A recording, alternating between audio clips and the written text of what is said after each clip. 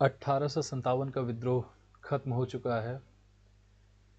अंग्रेजों ने भारत को अपने शिकंजे में बुरी तरीके से जकड़ रखा है। क्रांति के बाद ब्रिटिश सरकार ने अपना नियंत्रण और मजबूत कर लिया, लेकिन भारतीयों के मन में अभी स्वतंत्रता की आग बुझी नहीं थी। इसी आग ने 1885 में जन्म दिया एक ऐसे संगठन को जिसे भारतीय स्वतंत्रता संग्राम को नई दिशा दी, और वह संगठन का नाम है भारतीय राष्ट्रीय कांग्रेस। तो सबसे पहला प्रश्न ये उठ सकता है कि इसकी स्थापना कब हुई थी? तो उत्तर होगा आपका 1885।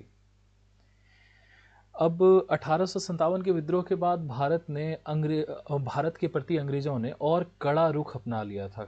सब कुछ भारतीयों को बिल्कुल ही जकड़ रखा था। जैसे भारतीयों के प्रशासन में भारतीय लोगों को कोई महत्वपूर्ण स्थान नहीं दिया जाता था, मतलब ना सेना में ना और भी किसी भी तरीके के पद पर।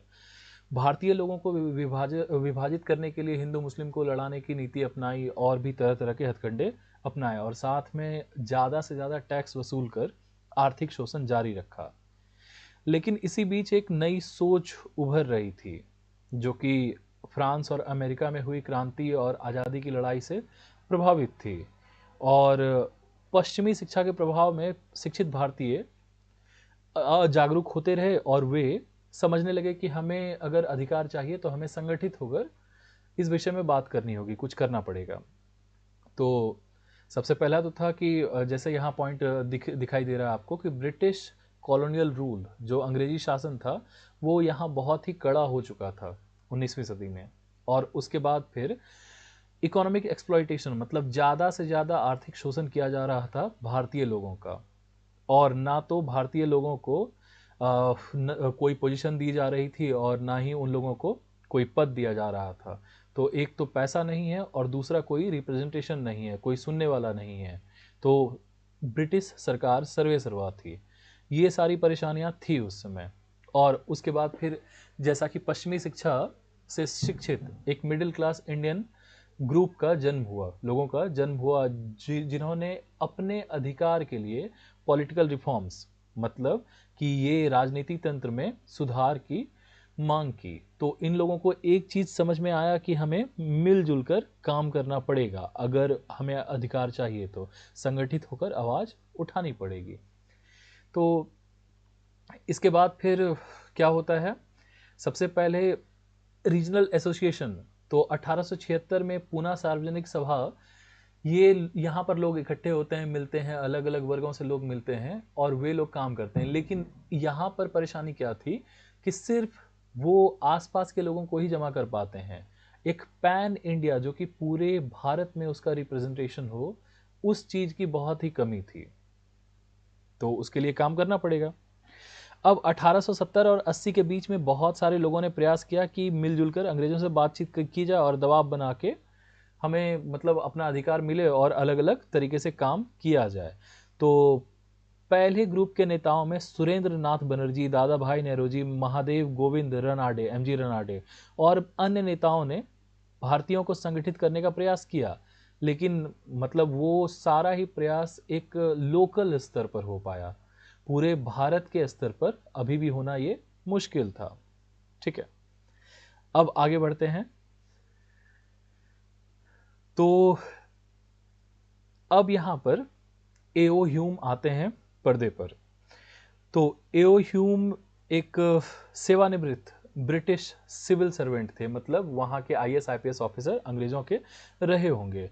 उन्होंने भारतीय नेताओं से बातचीत करी, और बातचीत करी किस विषय में? तो उनका मानना था कि यदि भारतीयों की भावनाओं को व्यक्त करने के लिए एक मंच दिया जाए, जिसमें से कि भारतीय लोगों की क्या आवश्यकताएं हैं, वो किस प्रकार का नियम अपने लिए चाहते हैं, तो वे विद्रोह के बजाय शांतिपूर्ण तरीके से अंग्रेजों के समक्ष अपनी बात रखेंगे। तो ऐसा एओ ह्यूम का इंटेंशन था। ठीक है, तो आखिरकार 28 दिसंबर 1885 को भारतीय राष्ट्रीय कांग्रेस की स्थापना हुई, और पहला अधिवेशन मुंबई में हुआ। तो यहां से एक प्रश्न बनता है कि स्थापना कब हुई थी? 28 दिसंबर 1885 को हुई थी। कहाँ हुई थी? तो बॉम्बे में, जो आधुनिक मुंबई है। ठीक है, संस्थापक का नाम एओ ह्यूम है, जो कि रिटायर्ड ब्रिटिश सिविल सर्जेंट थे। और उसके बाद फिर पहला सेशन हुआ था और पहला सेशन का अध्यक्ष मतलब पहला अधिवेशन का अध्यक्ष कौन था? तो व्योमेश चंद्र बनर्जी, डब्ल्यू सी बनर्जी था। और उसमें कितने लोगों ने भाग लिया था? तो टोटल 72 लोगों ने भाग लिया था। ठीक है, तो अध्यक्ष आपके हो गए व्योमेश चंद्र बनर्जी, 72 लोग हुए, 1885 और मुंबई। ठीक है, तो आगे अब है कि उद्देश्य क्या है कांग्रेस का, बनाने का उद्देश्य क्या है?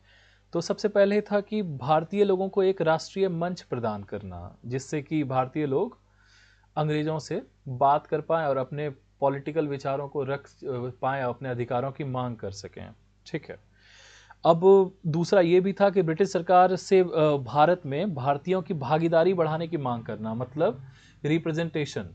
ठीक है, यहाँ तीसरे पॉइंट में दिया गया है advocate for greater representation in governance. तो भारतीय लोगों का कोई रिप्रेजेंटेशन नहीं था, सर्वे सर्वा अंग्रेज थे।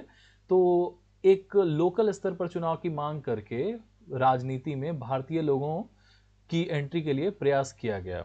और यहाँ दूसरा पॉइंट दिया गया है कि सारे अलग अलग लोग और कम्युनिटी, तो उसके बीच एकता बढ़ाना। ठीक है, भारतीय समाज में राजनीतिक जागरूकता लाना, जाति धर्म क्षेत्र भेदभाव से ऊपर उठकर राष्ट्रवाद को बढ़ावा देना और एकता का संचार करना, foster unity across regions and community. क्योंकि उस समय तक भी लोग अलग अलग प्रांतों में बटे हुए थे, लोग सिर्फ और सिर्फ अपने प्रांत और अपने भाषा वाले लोगों के बारे में ही सोचते थे, खासकर अपने कम्युनिटी के लोगों के बारे में सोचा करते थे। तो एक जब तक भारतीय लोगों में यूनिटी एकता नहीं होगी तब तक अंग्रेज बात तो नहीं मानेंगे।